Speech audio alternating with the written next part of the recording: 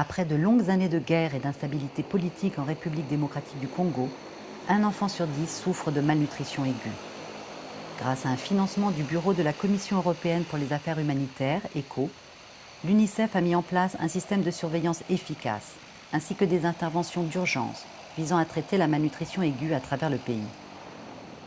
Afin d'évaluer ce projet lancé en mai 2011 pour sauver plus de 37 000 enfants âgés de moins de 5 ans, une équipe mixte UNICEF-ECHO atterrit au centre du pays.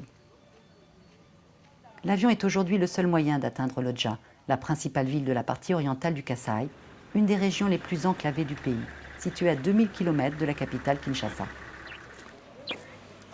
Pour mieux appréhender les causes et les effets de la malnutrition sévère aiguë, l'équipe décide dès son arrivée de visiter l'hôpital général de Lodja. Au fond de la salle, les jumeaux sont en phase de guérison. Comme c'est les 5e jumeaux, les autres 4 pères, comment ça s'est passé des petites enfances des jumeaux avant? De l'autre côté de la salle, un petit garçon est atteint d'œdème généralisé, symptôme de la malnutrition aiguë. Son cas semble également maîtrisé. On a l'impression que les œdèmes, le poids augmente, donc lorsque visiblement on voit que c'est en train de s'améliorer. Le dernier cas en revanche est préoccupant. Un enfant dont la mère vient de mourir est à un stade très avancé de malnutrition. Un cas qui cache probablement une autre maladie plus sérieuse.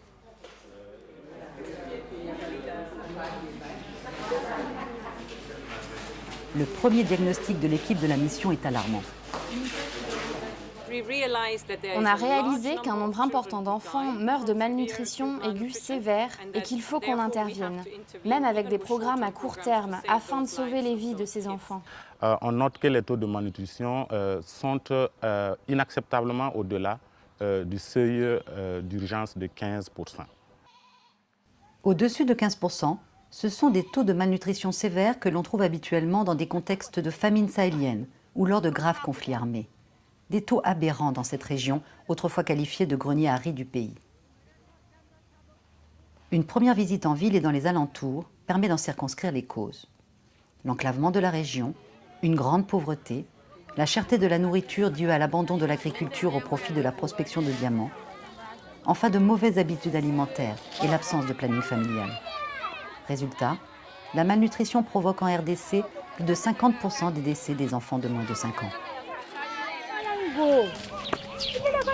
Le projet de nutrition de l'UNICEF est déployé dans une vingtaine de centres de santé du Sankourou dans la province du Kasaï oriental, comme ici, au centre communautaire Oké-Oké. C'est l'infirmier titulaire, Albert Onangomo, qui en est responsable. Il a été ravi de voir arriver il y a quelques mois le projet, car chaque jour, plusieurs enfants lui sont référés avec de graves problèmes de malnutrition. Quand l'UNICEF est venu, nous sommes très contents, puisqu'il nous a amené des formations, des matériels nécessaires pour le dépistage de malnutrition, et nous voyons quand même le changement dans la communauté. Albert a été formé par le projet avec une autre infirmière. Ils ont à leur tour formé les 13 autres membres de l'équipe soignante dans un souci de partage et d'intégration pérenne. Pour autant, Albert tient à assurer encore lui-même l'admission des enfants, car les techniques d'évaluation doivent être faites de manière minutieuse. Maman, maintenant, on va prendre les mesures. Tiens-lui bien le bras comme ça. Le diagnostic de la malnutrition sévère se calcule à l'aide de plusieurs critères, dont le rapport poids pour taille et celui du périmètre brachial.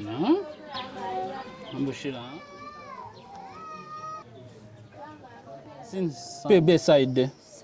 PB side 2 mm. Avant le programme, le centre ne disposait ni de toise ni de balance pour mesurer et peser les enfants.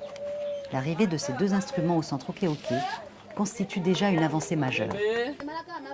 7 kg 100. La mesure de la taille est particulièrement ardue car les enfants mal nourris se tiennent debout avec difficulté et cette manipulation est très douloureuse pour eux. 78,9 pour la taille. C'est ensuite la vérification de la présence d'œdème, une inflammation qui commence par les pieds pour se propager progressivement jusqu'en haut du corps. C'est positif. Pour son âge, 4 ans, l'enfant a déjà accusé un fort retard de croissance. Vient enfin le test de l'appétit. Lorsqu'il est arrivé à un stade très avancé de malnutrition, l'enfant n'a même plus la force de se nourrir. Même si on lui propose de la pâte de cacahuète mélangée à du lait, du sucre et des vitamines, le plum peanut, le produit de surnutrition qui est utilisé pour le programme.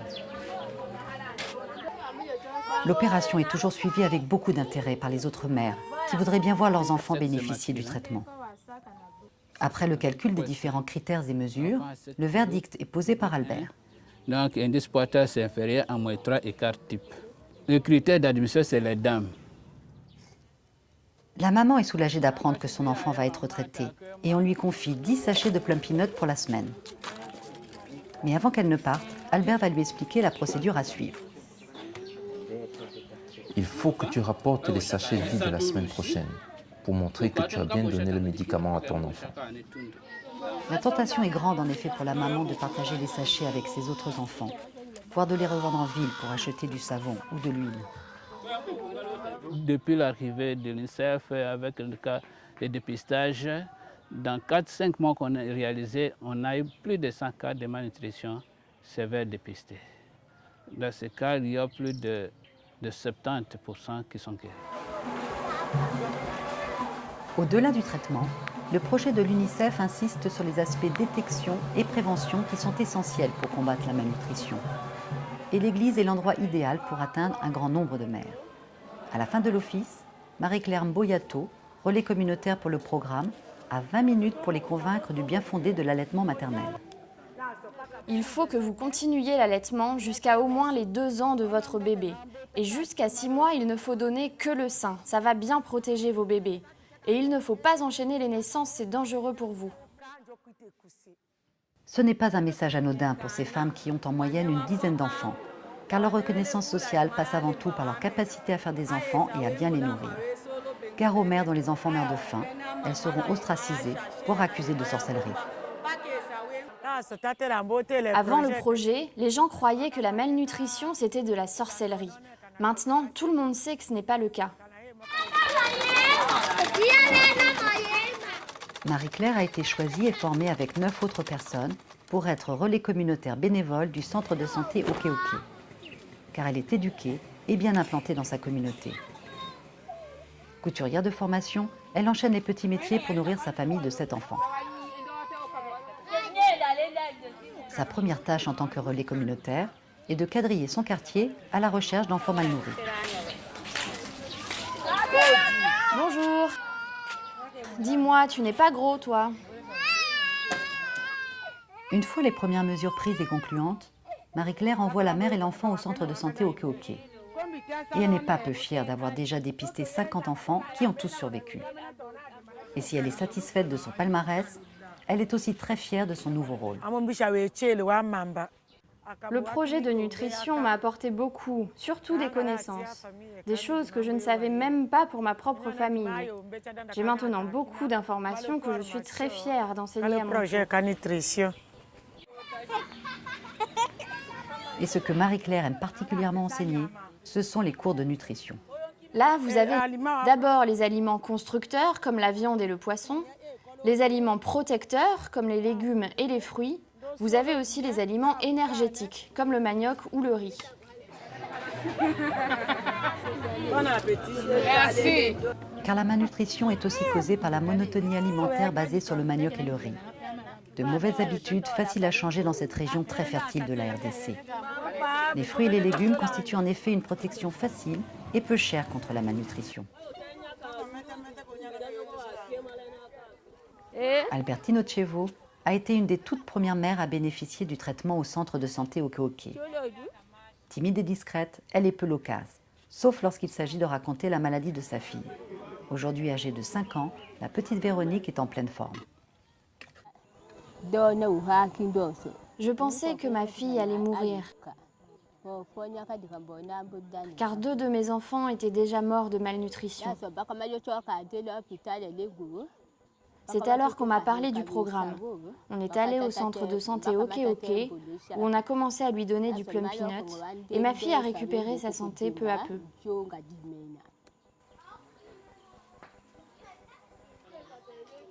Si le programme de nutrition a sauvé la vie de sa fille, il lui a surtout appris comment éviter les rechutes. Sur les conseils du centre Okeoke, Albertine a créé un potager autour de sa maison. Elle a aussi commencé l'élevage des poules et appris à cuisiner sainement avec peu de moyens.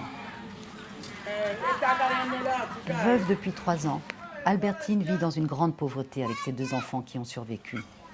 Dans cette région enclavée du centre de la RDC, si le sort des femmes est peu enviable, celui des veuves est intolérable.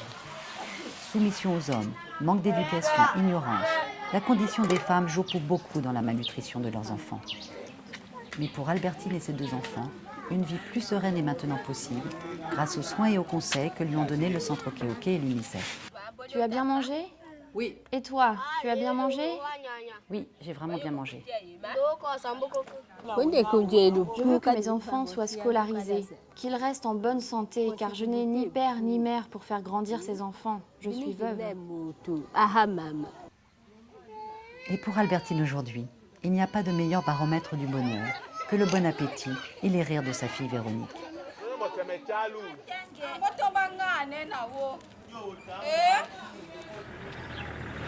Cela fait déjà une semaine que l'avion a déposé la mission UNICEF ECHO dans la région de Loja.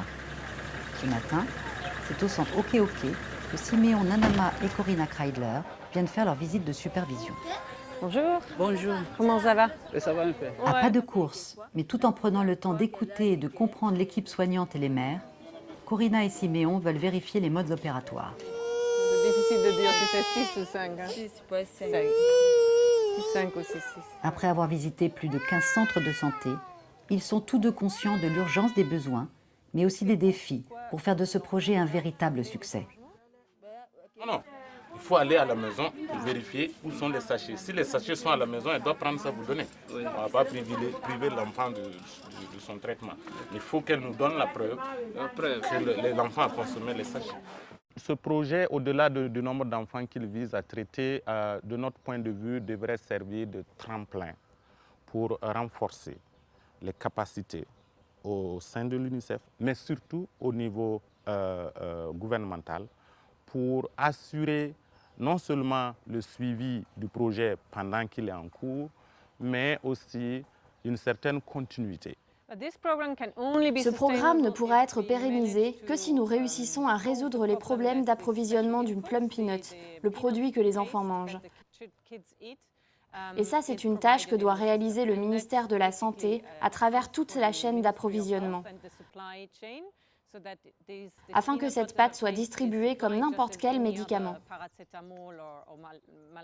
Mais il faut aussi agir au niveau des causes, en finançant en parallèle des programmes de sécurité alimentaire, de planning familial, d'éducation. Et ne pas attendre qu'une ONG vienne de l'extérieur pour commencer le traitement de la malnutrition. Plusieurs milliers d'enfants de plus peuvent maintenant jouer tranquillement en République démocratique du Congo et ne plus avoir à penser qu'ils ont faim. Ils ont déjà sans doute oublié que l'UNICEF et ECHO ont sauvé leur vie.